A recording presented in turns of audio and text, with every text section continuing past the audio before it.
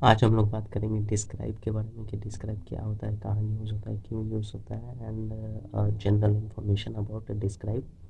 तो describe use होता है मटेरियल साइंसेस में। मटेरियल साइंसेस से मेरा मतलब है कि जैसे स्टील हो गया, आयरन हो गया, ये सारे के सारे मटेरियल्स हैं।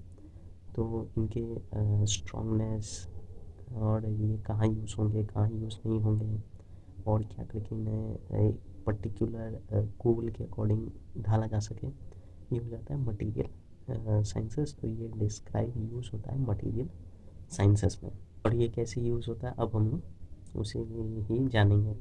ये एक पाइथन लाइब्रेरी होता है एंड अभी के लिए हम लोग इसके जब कंसेप्ट में जाएंगे तब हम लोग को समझ में आएगा कि पाइथन लाइब्रेरी कितना इम्पोर्टेंट है, क्यों इम्पोर्टेंट है। तो ये जो पाइथन लाइब्रेरी होता है, खासकर ये डिस्क्राइब ये असल में एक ब्रिज है, bridge between the real world and the mechanical world या फिर द एम एल मॉडल्स। क्योंकि एम एल मॉडल सीधे ये चीज़ नहीं कर पाते कि लेट्स टेक एन एग्जांपल कि मुझे एक एटम है, उसको हम लोगों को स्टडी करना है, उसको ऑब्जर्व करना है और उसी में कुछ चेंजेस लाने हैं। तो चेंजेस लाने के लिए हमें उसे पहले ऑब्जर्व करना पड़ेगा। तो अब हम लोग एम एल मॉडल को सीधे सीधे तो नहीं, एम एल मॉडल को सीधे सीधे उसका कोऑर्डिनेट्स नहीं दे सकते, क्योंकि कोऑर्डिनेट्स जैसा कुछ होता नहीं है। बिकॉज सारे एटम ऑलमोस्ट एक जैसे दिखते हैं, तो things can get messed up. और हम लोगों को पता है कि एक एटम अलग तरीके से दिख सकता है स्पेशल अरेंजमेंट में, डिफरेंट डिफरेंट अरेंजमेंट में। तो एम मॉडल्स के लिए वो स्टडी करना बहुत ज़्यादा हार्ड हो जाएगा।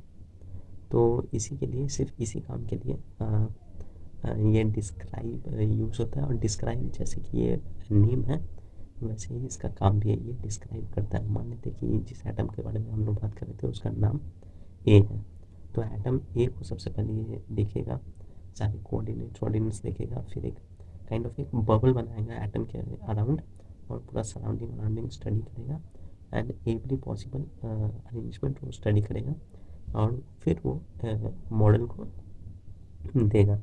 क्योंकि मॉडल एक समय पे एक ही चीज़ कर सकता है, तो जब वो चेंज होता है तो वो डिफ़िकल्ट हो जाता था पहले मॉडल के लिए। तो डिस्क्राइब ये ईज़ी कर देता है कि ये जब पूरा जब सिमिलर रहता है, जब उसके पास पूरा डेटा होता है, तो उसे लगता है कि हाँ, इसी एटम के स्टडी पे हम लोग बात कर रहे हैं। कि ऑर्बिटल क्लाउड्स का डिस्क्रिप्शन हम लोग एम एल मॉडल्स को दे सकते थे, लेकिन फिर ये हो जाता है कंबाइंड चीज़।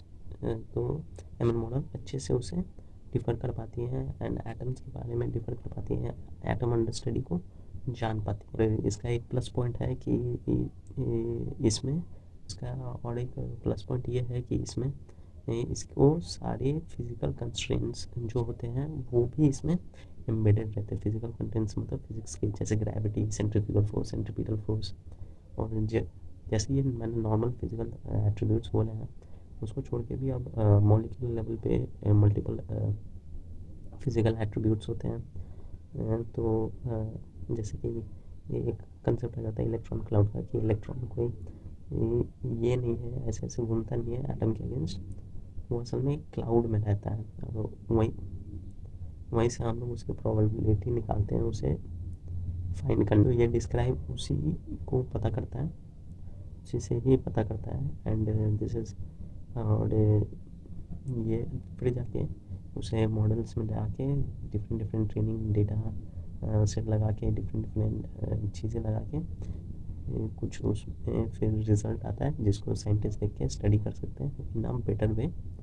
और ये इनके बहुत 10 20 100 साल ऑलमोस्ट जितना बचा देता है। So describe Python library so important. So आज के लिए बस इतना ही। Thank you.